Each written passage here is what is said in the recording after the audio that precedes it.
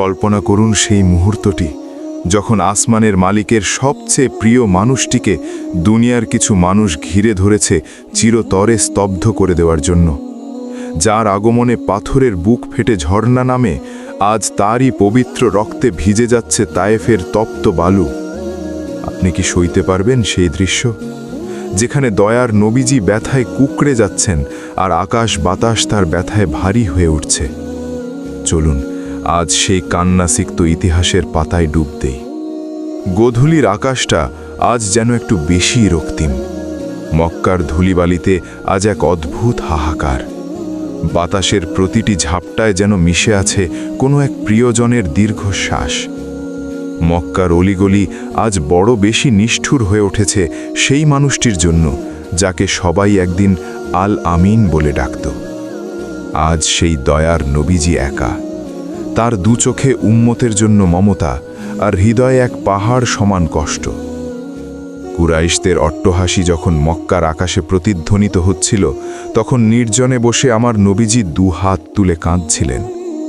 সে কান্না নিজের জন্য নয়, সে কান্না ছিল আপনার আর আমার মতো গুনাহগারদের জন্য। দারুণ নদওয়ায় বসে যখন আবু জেহেল আর আবু লাহাবরা নবীজিকে দুনিয়া থেকে সরিয়ে দেওয়ার নীল নকশা করছিল, তখন কি আসমান কাঁপেনি? তারা চেয়েছিল সেই পবিত্র প্রদীপটিকে নিভিয়ে দিতে, যিনি অন্ধকার পৃথিবীতে আলো নিয়ে এসেছিলেন। নবীজি জানতেন চারদিকে শকুনের দল ওত পেতে আছে। বিষাক্ত তলোয়ারগুলো শান দেওয়া হচ্ছে কেবল তার বুক মোবারক লক্ষ্য করে। মক্কার মানুষের অবহেলা সইতে না পেরে দয়ার নবীজি যখন তায়েফের পথে পা বাড়ালেন, তিনি কি জানতেন সেখানে তার জন্য কি অপেক্ষা করছে? মায়াবী সেই চেহারায় তখন চিন্তার ভাঁজ, সাথে কেবল বিশ্বস্ত জায়েদ রাজিয়াল্লাহু। তায়েফের বখাটে যুবকেরা যখন তাকে চারপাশ থেকে ঘিরে ধরল, পাথর ছুঁড়তে শুরু করল, তখন নবীজির শরীর থেকে চুইয়ে পড়া রক্তে তার জুতো মুবারক ভিজে আটকে গিয়েছিল। পাথর এসে লাগছে তার কপালে, তার দাঁত মুবারক শহীদ হচ্ছে, আর তিনি কেবল বলছেন, হে আল্লাহ, ওরা তো বোঝে না, ওদের ক্ষমা করে দাও। ভাবুন তো একবার, শরীরের প্রতিটি রন্ধ্রে রন্ধ্রে যন্ত্রণা, অথচ মুখ দিয়ে বেরোচ্ছে দোয়ার বাণী। পাথরের আঘাতে যখন তিনি ক্লান্ত হয়ে পড়ে যাচ্ছিলেন, ফেরেশতারা এসে অনুমতি চাইলেন, হে আল্লাহর রাসূল, আপনি শুধু একবার আদেশ দিন, এই তায়েফবাসীকে দুই পাহাড়ের মাঝখানে পিষে ফেলি। কিন্তু না, আমার দয়ার নবীজি মায়াবী কণ্ঠে লহু ভেজা শরীর নিয়ে বললেন, না, আমি তো অভিশাপ দেওয়ার জন্য প্রেরিত হইনি, আমি তো প্রেরিত হয়েছি রহমত হিসাবে। হে আল্লাহ, তুমি আমার জাতিকে হেদায়েত দাও, কারণ তারা জানে না তারা কি করছে। বাতাস থমকে গিয়েছিল সেই কথা শুনে। পাহাড়গুলো হয়তো কেঁদেছিল নবীজির এই অসীম দয়া দেখে। মক্কার প্রতিটি ধূলিকণা যেন আজও সেই কষ্টের সাক্ষী হয়ে আছে। নবীজি যখন ক্লান্ত হয়ে এক আঙুরের বাগানে আশ্রয় নিলেন, তখন তার দুচোখ বেয়ে গড়িয়ে পড়ছিল মুক্তোর মতো অশ্রু। সেই অশ্রুতে ছিল না কোনো অভিযোগ, ছিল কেবল এক অসীম আরতি। তায়েফের সেই রক্তাক্ত প্রান্তর থেকে নবীজি যখন মক্কায় ফিরলেন, তার শরীর তখন ক্ষত বিক্ষত, কিন্তু সেই জখমের চেয়েও বড় জখম ছিল তার হৃদয়ে। নিজের বংশ, নিজের শহর, নিজের শৈশবের খেলার সাথীরা আজ তার জানের দুশ্মন। মক্কার আকাশটা যেন আজ আরও ছোট হয়ে আসছে। প্রতিটি পাথুরে পাহাড় যেন সাক্ষ্য দিচ্ছে, এতিম মুহাম্মদ সাল্লাল্লাহু আলাইহি ওয়াসাল্লামের জন্য এই শহরে আর কোনো ঠাঁই নেই। রাতটা ছিল অমাবস্যার মতো নিকষ কালো। মক্কার অলিগলি আজ নিস্তব্ধ, কিন্তু এই নিস্তব্ধতার আড়ালে লুকিয়েছিল এক ভয়ানক ষড়যন্ত্র। আবু জেহেলের নেতৃত্বে কুরাইশদের প্রতিটি গোত্র থেকে একজন করে শক্তিশালী যুবককে বেছে নেওয়া হলো। সবার হাতে একটি করে ধারালো তলোয়ার, যা বিষে ভেজানো। তাদের লক্ষ্য একটাই, যেই মানুষটি জগৎবাসীকে মুক্তি দিতে এসেছেন, সেই রহমাতুল্লিল আলামিনকে শেষ করে দেওয়া। নবীজির ঘরের চারপাশ তারা ঘিরে ধরল। তারা অপেক্ষা করছিল কখন ভোর হবে আর দয়ার নবীজি ঘর থেকে বেরোবেন। ভেতর থেকে তখনও ভেসে আসছিল নবীজির মৃদু কান্নার সুর। তিনি সিজদায় পড়ে উম্মতের জন্য কাঁদছিলেন। ভাবুন তো সেই দৃশ্য, দরজার ওপাশে ঘাতকের দল তলোয়ার উঁচিয়ে দাঁড়িয়ে আছে, আর ঘরের ভেতরে আল্লাহর প্রিয় হাবিব 2 হাত তুলে আমাদের গুনাহ মাফের জন্য মুনাজাত করছেন। কি অদ্ভুত এক বৈপরীত্য! আল্লাহর নির্দেশে যখন তিনি হিজরতের সিদ্ধান্ত নিলেন, তখন তার চোখে জল। তিনি বিছানায় শুইয়ে দিলেন হযরত আলী রাদিয়াল্লাহুকে। নিজের চাদরটি প্রিয় ভাইয়ের গায়ে জড়িয়ে দিয়ে তিনি যখন ঘর থেকে বেরোলেন, এক মুঠো ধুলো উড়িয়ে দিলেন কাফেরদের চোখে। তারা তাকে দেখতে পেলেন না, কিন্তু যখন তিনি মক্কার সীমানায় পৌঁছলেন, তিনি থমকে দাঁড়ালেন, পিছনে ফিরে তাকালেন আপন জন্মভূমির দিকে। মায়াবী কণ্ঠে বুক ফাটা আর্তনাদে তিনি বললেন, হে মক্কা, খোদার কসম, তুমি আমার কাছে পৃথিবীর সবচেয়ে প্রিয় শহর। যদি তোমার লোকেরা আমাকে বের না দিত, আমি কোনো দিন তোমাকে ছেড়ে যেতাম না। একটিবারের জন্য ভাবুন, কতটা কষ্ট নিয়ে একজন মানুষ নিজের জন্মভূমি ত্যাগ করেন। যার মায়ায় পাথর গলে যায়, সেই নবীর হৃদয়ে তখন কতটা রক্তক্ষরণ হচ্ছিল। সাথে কেবল সিদ্দিকে আকবর আবু বকর রাদিয়াল্লাহু। পায়ে জুতো নেই, পাথুরে পথ বেয়ে উঠতে উঠতে নবীজির পা ফেটে রক্ত ঝরছিল। আবু বকর রাদিয়াল্লাহু নিজের কাঁধে তুলে নিলেন প্রিয় নবীকে। সেই সাওর পাহাড়ের নির্জনতায়, সেই বিষাক্ত সাপের গর্তের পাশে বসেও যার চিন্তা ছিল কেবল আল্লাহর দ্বীন আর তার উম্মত, তার সেই কষ্টের দিনগুলো কি আমরা ভুলতে পারি? মক্কার মায়া ত্যাগ করে তিনি মদিনার পথে পা বাড়ালেন একরাশ দীর্ঘ শ্বাস আর বুক ভরা বেদনায়। মদিনার শান্ত বাতাস আজ যেন এক ঝড়ের পূর্বাভাস দিচ্ছে। মক্কা থেকে বিতাড়িত হওয়ার পর নবীজি ভেবেছিলেন হয়তো মদিনার আনসারদের আশ্রয়ে একটু শান্তি পাবেন, কিন্তু না, বাতিলের দল তাকে শান্তিতে থাকতে দেয়নি। তারা মদিনার উপকণ্ঠে এসে হাজির হলো তলোয়ার আর ঢাল নিয়ে। শুরু হলো উহুদের সেই প্রলয়ঙ্করী যুদ্ধ। উহুদি পাহাড়ের পাদদেশে যখন ধুলোর ঝড় উঠছিল, তখন কাফেরদের লক্ষ্য ছিল কেবল একজন, যার হাসিতে মুক্ত ঝরে, সেই মুহাম্মদ সাল্লাল্লাহু আলাইহি ওয়াসাল্লাম। হঠাৎ যুদ্ধের মোড় ঘুরে গেল। মুসলিম বাহিনী যখন কিছুটা বিভ্রান্ত, ঠিক সেই সময় কাফেররা চতুর্দিক থেকে নবীজিকে ঘিরে ধরল। শাঁ শাঁ করে ধেয়ে আসছিল বিষাক্ত তীর আর ধারালো পাথর। একটি বড় পাথর এসে সজোরে আঘাত করল নবীজির সেই মায়াবী কপাল মুবারকে। দরদর করে রক্ত গড়িয়ে পড়তে লাগলো তার নুরানি দাড়ি বেয়ে। ওহ, কি সেই ভয়াবহ দৃশ্য! যে কপালে জিব্রাইল আলাইহিস সালাম চুমু খাওয়ার অনুমতি চাইতেন, আজ সেই কপাল ফেটে লহু ঝরছে। আর একটি পাথর এসে তার সামনের একটি দাঁত মুবারক শহীদ করে দিল। নবীজি যন্ত্রণায় কুকড়ে উঠলেন, কিন্তু তার মুখে কোনো অভিশাপ নেই। আব্দুল্লাহ ইবনে কামিয়া নামের এক পাষাণ্ড তলোয়ার দিয়ে নবীজির মাথায় আঘাত করল। সেই আঘাতে নবীজির মাথার লোহার শিরস্ত্রণ বা হেলমেট ভেঙে তার গালের হাড়ের ভেতরে ঢুকে গেল। নবীজি মাটিতে লুটিয়ে পড়লেন। কাফেররা চিৎকার করে বলতে লাগল, মুহাম্মদ নিহত হয়েছে। না, তিনি নিহত হননি, কিন্তু তিনি তখন নিথর হয়ে পড়ে আছেন এক গর্তের ভিতর। সাহাবীরা যখন তাকে উদ্ধার করতে এলেন, দেখলেন নবীজির সারা শরীর রক্তে রঞ্জিত। আবু উবাইদা রাদিয়াল্লাহু নিজের দাঁত দিয়ে নবীজির গালের ভেতরে ঢুকে যাওয়া লোহার কড়াগুলো টেনে বের করার চেষ্টা করলেন। লোহার কড়া বের করতে গিয়ে আবু উবাইদার নিজের দাঁতগুলো ভেঙে গেল, কিন্তু নবীজির যন্ত্রণার কোনো সীমা ছিল না।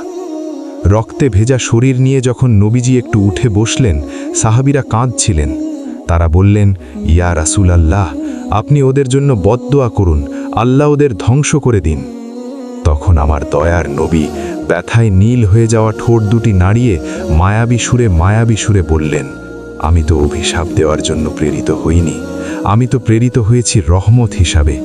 হে আল্লাহ, তুমি আমার জাতিকে হেদায়েত দাও, কারণ তারা জানে না তারা কি করছে। বাতাস থমকে গিয়েছিল সেই কথা শুনে। পাহাড়গুলো হয়তো কেঁদেছিল নবীজির এই অসীম দয়া দেখে। যুদ্ধ শেষে নবীজির আদরের মেয়ে মা ফাতেমা রাদিয়াল্লাহু যখন দৌড়ে এলেন, দেখলেন তার বাবার চেহারা চেনা যাচ্ছে না, রক্তে ভিজে একাকার। ফাতেমা রাদিয়াল্লাহু ফুঁপিয়ে কেঁদে উঠলেন। তিনি পানি দিয়ে বাবার ক্ষত ধুয়ে দিচ্ছিলেন, কিন্তু রক্ত তো থামছে না। শেষে চাটাই পুড়িয়ে সেই ছাই ক্ষতের উপর চেপে ধরলেন রক্ত বন্ধ করার জন্য। নবীজি তখন ক্লান্ত চোখে মেয়ের দিকে তাকালেন। সেই চাহনিতে কি এক গভীর বেদনা ছিল।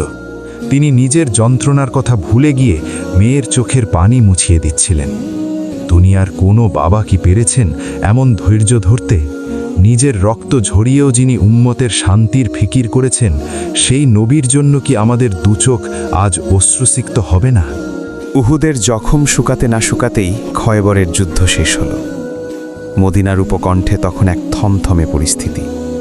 ইহুদিরা বুঝতে পেরেছিল সামনাসামনি যুদ্ধে এই মহামানবকে হারানো অসম্ভব, তাই তারা বেছে নিল এক ঘৃণ্য পথ। জাইনাব বিনতে হারিস নামের এক নারী এক ষড়যন্ত্রের জাল বুনল। সে জানত নবীজি ছাগলের সামনের পায়ের মাংস পছন্দ করেন। সে নবীজিকে মেহমানদারির দাওয়াত দিল। ছাগলের সেই মাংসে মিশিয়ে দিল পৃথিবীর সবচেয়ে শক্তিশালী প্রাণঘাতী বিষ। নবীজি যখন এক টুকরো মাংস মুখে তুললেন, ঠিক তখনই আল্লাহর হুকুমে সেই নির্জীব মাংসের টুকরো কথা বলে উঠল। মাংসটি যেন আর্তনাদ করে বলল, ইয়া রাসূলুল্লাহ, আমার ভেতরে বিষ মেশানো আছে, আপনি আমাকে খাবেন না। নবীজি তৎক্ষণাৎ মাংসের টুকরোটি মুখ থেকে ফেলে দিলেন, কিন্তু হায়, সামান্য বিষ ততক্ষণে তার রক্তে মিশে গিয়েছিল। সেই বিষের তীব্রতায় নবীজির ভেতরে এক অসহ্য দহন শুরু হলো। তার সেই মায়াবী চেহারা যন্ত্রণায় কুঁকড়ে উঠল। তিনি চাইলে সেই নারীকে তখনই মৃত্যুদণ্ড দিতে পারতেন, কিন্তু দয়ার নবীজি তাকেও ক্ষমা করে দিলেন। তিনি কেবল বললেন, কেন তুমি এমনটা করলে? সেই দিন থেকে শুরু করে জীবনের শেষ মুহূর্ত পর্যন্ত এই বিষের যন্ত্রণা নবীজিকে বয়ে বেড়াতে হয়েছে। কখনো কখনো যন্ত্রণায় তিনি এতটাই কাতর হয়ে পড়তেন যে কপালে থাম জমে যেত, তার পাকস্থলী যেন আগুনে জ্বলত। কিন্তু তিনি কখনো উফ শব্দটিও করেননি, বরং সেই যন্ত্রণার মাঝেও তিনি যখন নামাজে দাঁড়াতেন, তার দাঁড়িয়ে থাকা দেখে মনে হতো এক পরম শান্তিতে তিনি ডুবে আছেন। একবার ভাবুন তো, যে মানুষটির জন্য আসমান থেকে জান্নাতি খাবার আসতে পারত, যিনি চাইলে সারা দুনিয়ার রাজত্ব করতে পারতেন, তিনি আজ এক বিজাতীয় নারীর দেওয়া বিষের যন্ত্রণায় তিলে তিলে ক্ষয় হচ্ছেন। কিন্তু তার চিন্তা কোথায়? তার চিন্তা ছিল, আমার ইন্তেকালের পর আমার উম্মতরা কি পথ হারাবে? তারা কি জান্নাতের পথ খুঁজে পাবে? একদিন নবীজি তার স্ত্রী আয়েশা রাদিয়াল্লাহু আনহার ঘরে শুয়ে আছেন। যন্ত্রণায় তার শরীর থরথর করে কাঁপছে। আয়েশা রাদিয়াল্লাহু আনহা কপালে হাত দিয়ে আঁতকে উঠলেন। এত জ্বর, এত তাপ! তিনি বললেন, ইয়া রাসূলুল্লাহ, আপনার এত কষ্ট হচ্ছে কেন? নবীজি মায়াবী কিন্তু ক্ষীণ কণ্ঠে বললেন, আয়েশা, খয়বরের সেই বিষের যন্ত্রণা আজ আমার শিরা উপশিরা ছিঁড়ে দিচ্ছে। আমার মনে হচ্ছে আমার হৃৎপিণ্ড ফেটে যাবে। ওহ, কি সেই ভয়াবহ যন্ত্রণা! যে মানুষটি কোনোদিন কারো ক্ষতি করেননি, যার মায়ায় বনের হরিণ ছুটে আসত, আজ তার শিরাগুলো বিষের জ্বালায় বিষাক্ত হয়ে উঠছে। বাতাসের প্রতিটি ঝাপটায় যেন আজ বিদায়ের সুর বাজছে। মদিনার আকাশটা ধীরে ধীরে ধূসর হয়ে আসছে, কারণ মদিনাবাসী বুঝতে পারছিল, যার ছায়ায় তারা আশ্রয় পায়, সেই শীতল বৃক্ষটি হয়তো অচিরেই তাদের ছেড়ে চলে যাবে। নবীজি সেই অসুস্থ শরীর নিয়েও মসজিদে যেতেন। সাহাবীদের দিকে তাকিয়ে হাসতেন, কিন্তু সেই হাসির পেছনে লুকানো ছিল এক সমুদ্র সমান ব্যথা। তিনি যখন মিম্বরে বসে খুতবা দিতেন, তার পা দুটো কাঁপত। সাহাবীরা আড়ালে দাঁড়িয়ে ফুঁপিয়ে কাঁদতেন, কিন্তু নবীজি তাদের সান্ত্বনা দিয়ে বলতেন, তোমাদের সাথে আমার দেখা হবে হাউজে কাউসারে। মদিনার সূর্যটা আজ যেন উদিত হতে চাইছে না। বাতাস ভারী হয়ে আছে এক অবর্ণনীয় হাহাকারে। নবীজির পবিত্র ঘর থেকে ভেসে আসছে কান্নার অস্ফুট গুঞ্জন। সেই মায়াবী চেহারা, যা দেখলে সাহাবীদের সব দুঃখ মিটে যেত, আজ সেই চেহারায় মৃত্যুর শীতল ঘাম জমেছে। খয়বরের সেই বিষের যন্ত্রণায় নবীজির শরীর আজ বড্ড ক্লান্ত। নবীজি বারবার জ্ঞান হারাচ্ছিলেন। একটু জ্ঞান ফিরলেই তিনি জিজ্ঞেস করতেন, মানুষ কি নামাজ পড়ে নিয়েছে? তারা কি মসজিদে আমার অপেক্ষা করছে? সুবহানাল্লাহ, মরণ যন্ত্রণায় ছটফট করছেন, অথচ তখনও তার চিন্তা তার উম্মত নামাজ পড়ছে কিনা। তিনি 7 মশক পানি দিয়ে গোসল করতে চাইলেন, যেন একটু সুস্থ বোধ করেন এবং শেষবারের মতো তার উম্মতদের দেখে যেতে পারেন। সাহাবীরা যখন তাকে ধরে ধরে মসজিদে নিয়ে গেলেন, তখন পুরো মদিনা যেন থমকে দাঁড়িয়েছিল। নবীজি মিম্বরে বসে কাঁপা কাঁপা কণ্ঠে বললেন, ওহে আমার সাহাবীরা, আমি যদি তোমাদের কারো মনে কষ্ট দিয়ে থাকি, তাহলে আজই আমার কাছ থেকে বদলা নাও। আমি যদি কারো সম্পদ নিয়ে থাকি, এই নাও আমার সম্পদ, তোমরা নিয়ে নাও। আমি চাই না কাল কিয়ামতের ময়দানে আল্লাহর সামনে আমি কারো ঋণী হয়ে দাঁড়াই। পুরো মসজিদে তখন কান্নার রোল পড়ে গেল। সাহাবীরা চিৎকার করে বললেন, ইয়া রাসূলুল্লাহ, আপনি আমাদের জানের চেয়েও প্রিয়, আমরা কিভাবে আপনার উপর হাত তুলব? নবীজি যখন আয়েশা রাদিয়াল্লাহু আনহার কোলে মাথা রেখে শুয়ে আছেন, তখন জিবরাইল আলাইহিসসালাম এলেন, সাথে মালাকুল মউত আজরাইল আলাইহিসসালাম। জিবরাইল আলাইহিসসালাম বললেন, ইয়া রাসূলুল্লাহ, মালাকুল মউত আপনার অনুমতি চাইছেন। আপনার আগে তিনি আর কারো কাছে অনুমতি চাননি, আর আপনার পরেও কারো কাছে চাইবেন না। নবীজি যখন অনুমতি দিলেন, তখন মালাকুল মউত জান কবজ করতে শুরু করলেন। দয়ার নবীজির ঠোঁট দুটো নড়ছিল। আয়েশা রাদিয়াল্লাহু আনহা কানের কাছে মাথা নিয়ে শুনলেন, নবীজি যন্ত্রণায় নীল হয়ে যাওয়া ঠোঁটে বলছেন, উম্মাতি, উম্মাতি, উম্মাতি, আমার উম্মাত, আমার উম্মাত, আমার উম্মাত। ওগো দয়ার নবী, যে মুহূর্তে মানুষের নিজের হুঁশ থাকে না, সেই মুহূর্তেও আপনি আমাদের ভুলেননি, আপনি আমাদের কথা ভেবেছেন। নবীজি শেষবারের মতো আসমানের দিকে তাকালেন। তার মায়াবী চোখ দুটো জলে টলমল করছিল। তিনি শেষ কথাটি বললেন, হে আল্লাহ, আমি কি তোমার বাণী পৌঁছে দিয়েছি? সাহাবীরা চিৎকার করে বললেন, হ্যাঁ ইয়া রাসূলুল্লাহ, আপনি হক আদায় করেছেন। এরপর তিনি মৃদু স্রবে বললেন, সালাত, সালাত, তোমাদের অধীনস্থদের প্রতি খেয়াল রেখো, আর দেখা হবে আর রফিকিল আলার সাথে। এই কথাটি বলেই নবীজির মায়াবী হাতটি ধপ করে বিছানায় পড়ে গেল। যার হাসিতে দুনিয়া আলোকিত হতো, সেই নুরানি চোখ দুটো চিরতরে বুজে গেল। আয়েশা রাদিয়াল্লাহু আনহা চিৎকার করে কেঁদে উঠলেন। ওমর রাদিয়াল্লাহু আনহু তলোয়ার উঁচিয়ে উন্মাদের মতো বলতে লাগলেন, যে বলবে নবীজি মারা গেছেন, আমি তার কল্লা কেটে ফেলব। কারণ তিনি মানতেই পারছিলেন না যে দয়ার নবী তাদের ছেড়ে চলে গেছেন। মদিনার অলিগলিতে তখন কেবল কান্নার শব্দ। সাহাবীরা একে অপরকে জড়িয়ে ধরে শিশুদের মতো কাঁদছিলেন। আকাশ থেকে যেন রহমত বিদায় নিল। মদিনার সেই মায়াবী চাঁদ আজ মাটির নিচে অন্ধকার কবরে। হে আমার প্রিয় ভাই ও বোনেরা, যে নবীজি সারা জীবন আমাদের জন্য কাঁদলেন, তায়েফের ময়দানে রক্ত ঝরালেন, উহুদে দাঁত মোবারক শহীদ করলেন, এবং মৃত্যুর আগ মুহূর্তেও উম্মতি, উম্মতি, উম্মতি বলে ডাকলেন, আমরা কি সেই নবীকে ভালোবেসে এক ফোঁটা চোখের জল ফেলতে পারি না? আমরা কি পারি না তার সুন্নাহকে আঁকড়ে ধরতে? আসুন আজ একটু নিরিবিলি বসে ভাবি, কিয়ামতের সেই কঠিন দিনে যখন সবাই সবাইকে ভুলে যাবে, তখন আমাদের এই মায়াবী নবী আমাদের জন্য সুপারিশ করবেন।